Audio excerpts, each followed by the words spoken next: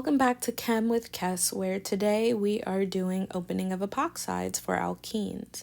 Now, part one, I was kind enough to do a recap because I just feel like recaps make life easier. The reason recaps are important, also, just in case you didn't know, repetition really helps. So, of course, there's already a video on how to do or really just apply epoxidation, which is what we're covering briefly here. If you have an alkene at the position of where the alkene is, to create an epoxide, you have two ways. The top one is the direct way, and the bottom one is the indirect way. But that will leave you with the pictures you see over here, and in the previous video, I called it, triangle. And I had my reasonings for doing that, so go back to that video just to make it a little bit of fun to recap.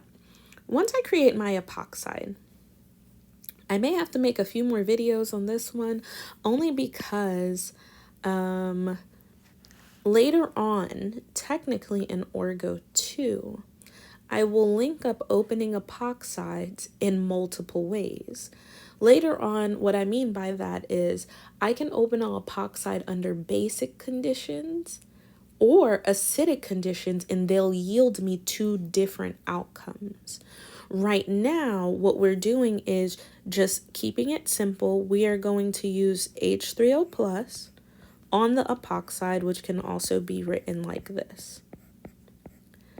Essentially, what you will get is a trans diol, always.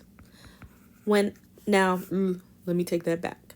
Always if you use H3O plus, and sometimes professors can do H2O over H plus.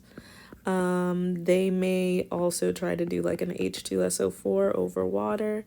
It just really depends on what they give you. So a few of the reagents may switch up and change on you, and it's very limited. So normally I try to make mention of it. But if you notice something in your book and you're like, yo, hey, Kes, you're missing one, I probably am. Because just remember, chemistry is easily manipulated, so you don't need to just go one path to get an answer. So when you do your H3O plus on that epoxide, you're going to expect one side to be dashed and the other one to be wedged. You can flip these however you want. So if you wanted it like this, and these are for problems that your teachers are just asking direct answers for. When we go through the actual mechanism, there's a place for everything.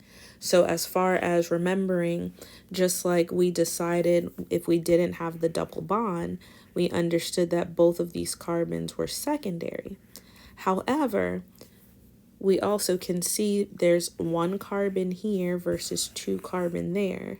That also gives me a distinction between the carbons, which means one side is heavier than the other. So one side will yield me the more stable product versus the other one could yield me the least stable product. But that's for later. Don't worry about that right now.